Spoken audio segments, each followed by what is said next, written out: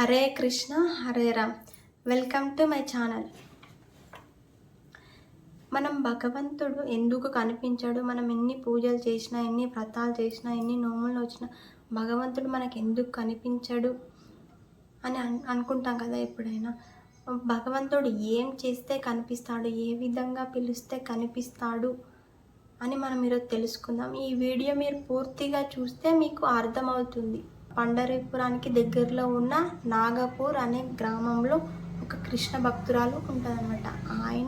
ఆమె కృష్ణ భక్తురాలు, ఆయన నాస్తికుడు అనమాట. అయితే కొన్ని రోజులు అయిపోయాక వాళ్ళకి ఒక కొడుకు పుడతాడు. ఆయన పేరు నాగోబ.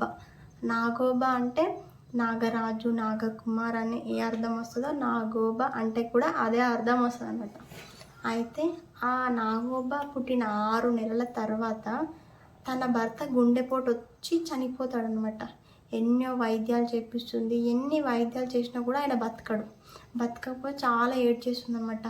ఆ ఊర్లోకి పురాణం చెప్పడానికి ఒక విప్రుడు వస్తాడు. అయితే ఆ విప్రుని దగ్గరికి వెళ్ళి కాళ్ళు పట్టుకొని గట్టిగా ఏడుస్తుంది అనమాట. నా భర్తను బతికించండి అని చెప్పేసి ఏడిస్తే, సరేనమ్మా నీ భర్తని బతికిస్తాను అని చెప్పేసి, నువ్వేం చేసావంటే ఎవరింట్లోనైతే చావు ఉండదో అలాంటి వాళ్ళ ఇల్లు దగ్గరికి వెళ్ళి 2 సేర్ల ఆవాలు తీసుకొని రా అని చెప్పేసి చెప్తాడనమాట.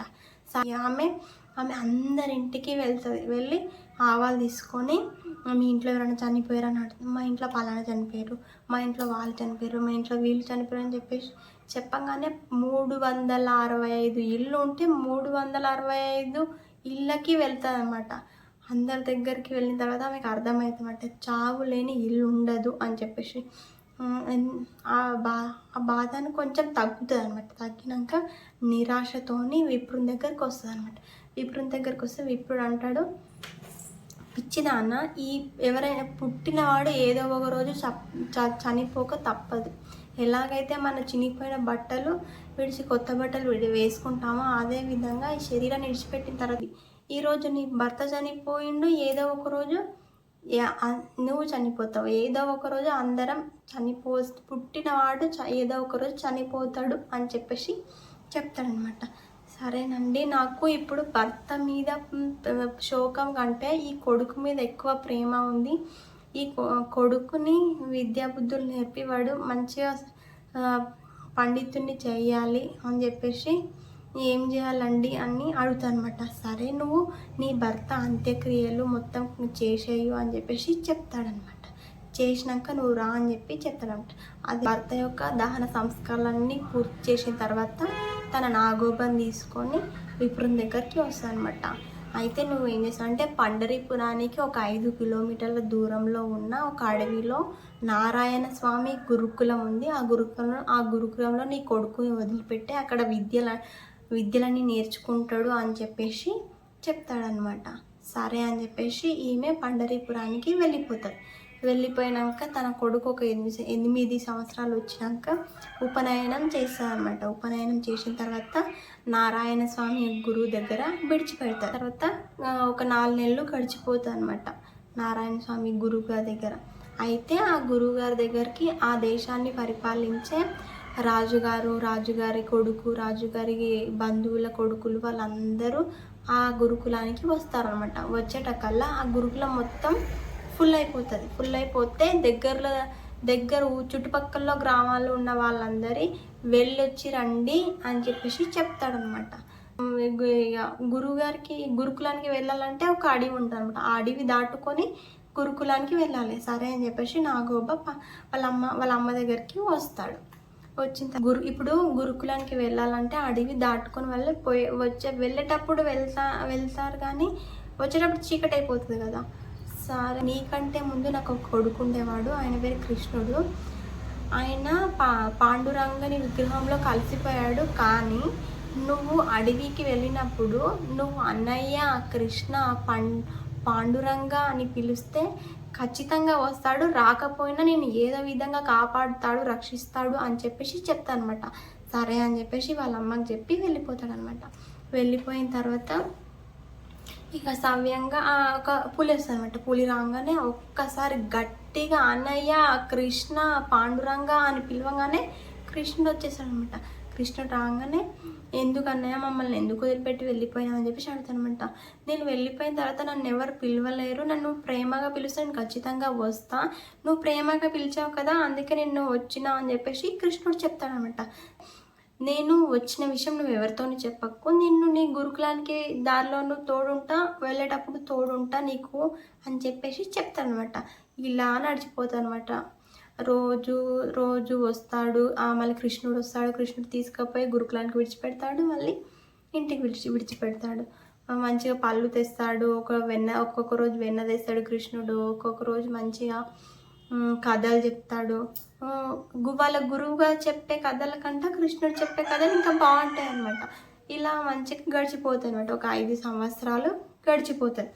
గడిచిపోయిన తర్వాత అప్పుడు గురువుగారికి ఒక కూతురు ఉంటుంది అనమాట. కూతురు చాలా పెద్ద ఆమె. పెళ్ళిడికి వస్తుంది అనమాట. పెళ్ళిడికి వస్తే ఆ రాజుగారి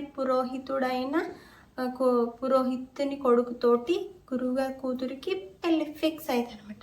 ఇక గురువుగారి కూతురు పెళ్ళి ఫిక్స్ అయింది కాబట్టి అందరూ ఏదో ఒకటి సాయం చేద్దామని చేశారు. రాజుగారి కొడుకు ఏం చేస్తాడంటే ఒక బస్తాడు బంగారు నాణ్యాలు తెస్తాడు. మంత్రి గారి కొడుకు ఏం చేస్తాడంటే ఒక వెండి నాణ్యాలు సంచడి తెస్తాడు అనమాట. ఇదే విధంగా చాలా చదువుకునే శిష్యులందరూ ఏదో ఒకటి వాళ్ళకి తోచింది తెస్తారనమాట. అయితే ఇంటికి పోయిన తర్వాత వాళ్ళ అమ్మ నాగోబాని వాళ్ళ అమ్మని అడుగుతాడనమాట. గురు దక్షిణగా ఏమైనా ఇద్దామమ్మా అని చెప్పేసి అంటే, మన దగ్గర ఏమున్నాయి నాన్న, నా దగ్గర చినిపోయిన బట్టలు తప్ప ఏం లేవు అంటే చాలా బాధపడిపోతాడు అనమాట. ఏమి అప్పుడు వెళ్తాడనమాట గురుకులానికి. వెళ్ళేటప్పుడు కృష్ణుడు తోడుంటాడు కదా.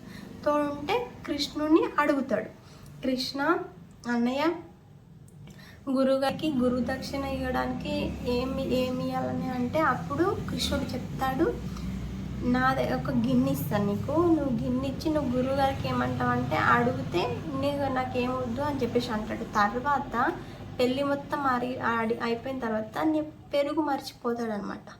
అయితే నువ్వు ఈ గిన్నె తీసుకో, ఈ గిన్నె నుండి పెరుగు పాలు 2 వస్తాయన్నమాట. ఈ గిన్నె తీసుకొని ఇట్లా బోర్డిస్తే పెరుగు వచ్చేస్తుంది, వెల్లంకలు చేస్తే పెరుగు ఆగిపోతుంది. ఈ గిన్నె తీసుకొని వెళ్ళు అని చెప్పేసి ఆ గిన్నెని నాగోబాకి కృష్ణుడు ఇచ్చి పంపిస్తాడు. గురుగారు మీకైనా గురు దక్షిణ ఇస్తాను, మీరు ఏదన్నా అడగండి అని చెప్పేసి అడుగుతాడనమాట. నువ్వేమి ఇస్తావు నాయన, మంచి బుద్ధిమంతునివి, బీదవానివి, నువ్వు మంచి చక్కగా చదువుకుంటేనే నాకు అది గురు దక్షిణ, నాకేమీ వద్దు, అన్నీ ఉన్నాయి నీడ, అన్నీ మినపప్పు ఉంది, అన్నీ ఉన్నాయి, ఏ లోటు లేదు అని చెప్పేసి చెప్తాడంట. సరే గురువుగారు అని చెప్పేసి వెళ్ళిపోతాడు. వెళ్ళిపోయినాక అంత సవ్యంగా జరుగుతుంది, మంచిగా పెళ్ళి జరుగుతుంది, రంగరంగ వైభవంగా పెళ్ళి మొత్తం సవ్యంగా జరుగుతుంది అనమాట. జరిగిపోయినాక తినే టైంకి పెరుగు లేదన్న విషయం గుర్తొస్తుంది అందరికీ. అప్పుడు పెరుగు లేదన్న విషయం గుర్తు. ఇప్పుడు మనం భోజనాలు పెట్టినప్పుడు ఎప్పుడైనా కూడా పెరుగు కంపల్సరీ ఉంటుంది, ఏది ఉన్నా లేకున్నా పెరుగు మాత్రం కంపల్సరీ ఉంటుంది. అయితే పెరుగు లేకుండా భోజనాలు ఎట్లా పెట్టాలని చెప్పేసి చాలా బాధపడిపోతారు వాళ్ళు.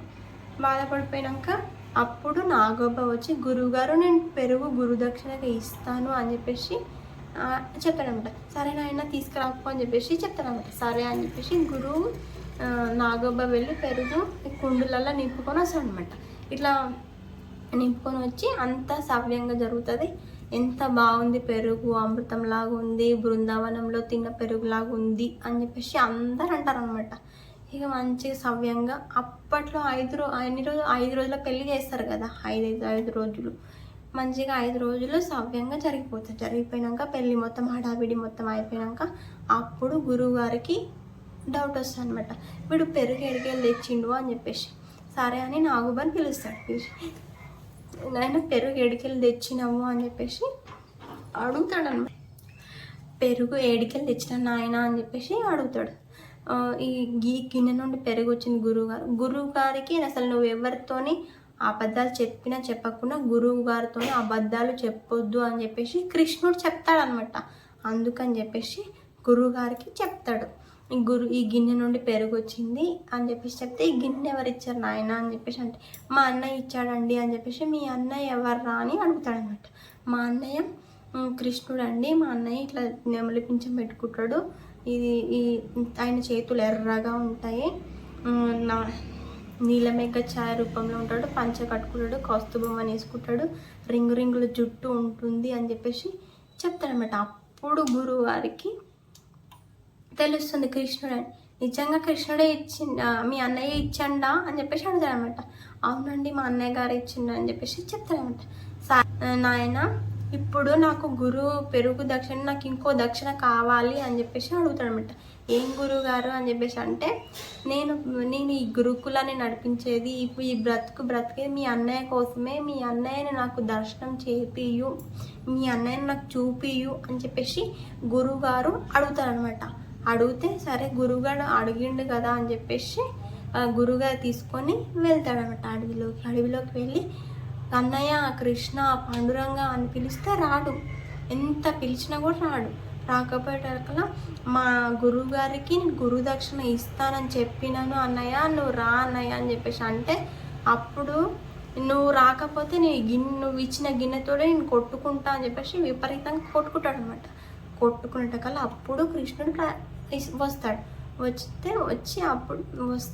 అప్పుడు దర్శనం చేసుకొని కాళ్ళు మొక్కి ఆశీర్వాదం తీసుకుంటాడు అనమాట. తీసుకుంటే, ఎక్కడ్రా మీ అన్నయ్య నాకు కనిపించట్లేదు, నువ్వు భూమికి మొక్కుతావు, మీ అన్నయ్య కనిపిస్తలేడు అని చెప్పేసి గురువుగారు అంటాడు అనమాట.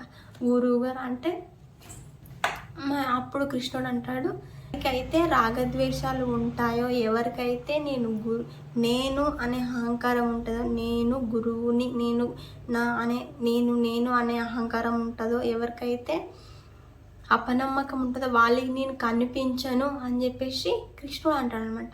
కృష్ణుడు అనగానే గురువు గారికి కృష్ణుడు కనిపించడు కానీ మాటలు వినిపించగానే సరే గురువు గారికి అర్థమవుతుంది అనమాట. నేను ఇంత అజ్ఞానంతో ఉన్నానా అని చెప్పేసి, అపనమ్మకంతో ఉన్నానా, ఇప్పుడు ఎందుకు నాగోబాకి కనిపించి గురువు గారికి ఎందుకు కనిపించట్లేదు అంటే, నాగోబా చిన్న వయసున్నప్పటి నుండే అమ్మ మీద దృఢమైన నమ్మకం, అమ్మ ఏది చెప్పినా నమ్మకంతో కృష్ణుడిని నమ్మకంతో పిలిచాడనమాట. ఉన్నాడు వస్తాడు అని చెప్పేసి. గురువు గారికి ఏమన్నాడంటే, నిజంగా మీ అన్నయ్యనేనా అని నమ్మకం లేదాడా. అడగంగానే నమ్మకం లేని వాళ్ళకి కనిపించాడు స్వామి. ఎవరైతే నమ్మకంతో పిలుస్తారో వాళ్ళకి ఖచ్చితంగా స్వామి కనిపిస్తాడు అని చెప్పేసి ఇది ఒక నిదర్శనం అనమాట మనకి. ఈ విధంగా గురువుగారికి గురువుగా చాలా బాధపడిపోతాడు, నాకు స్వామి దర్శనం ఇవ్వలేదని చెప్పేసి. నువ్వు ఎప్పుడైతే దర్శనం ఇస్తారో అప్పుడే నేను ఆహారం తీసుకుంటాను అని చెప్పేసి వెళ్ళిపోతాడు అనమాట. 3 రోజులు దీక్ష తీసుకుంటాడు. తీసుకొని ఆహారం ఏం తీసుకోడు. తీసుకుపోయేటకల్లా 3వ రోజు రాత్రి కృష్ణుడు తన శిష్యునితో దర్శనం ఇస్తాడనమాట. ఈ దర్శనం ఇస్తాడు. అప్పుడు ఈ కథలన్నీ, భక్తుల యొక్క కథలన్నీ ఈయన నారాయణ స్వామి అనే గురువు విష్ణు భక్త విజయం అని చెప్పేసి ఒక బుక్ రాస్తాడు. ఆ బుక్లో ఉన్న కథలే ఇవన్నీ అనమాట. ఎవరికైతే గురువు వల్ల శిష్యులు ఉద్ధరించబడతారు కానీ శిష్యుని వల్ల తను ఉద్ధరింపబడ్డాను అని చెప్పేసి తను రాసుకున్నా అనమాట. ఇలాంటి కథలు ఇంకెన్నో మనం ఇంకా తెలుసుకుందాం. అందరికీ హరే కృష్ణ హరే రామ్.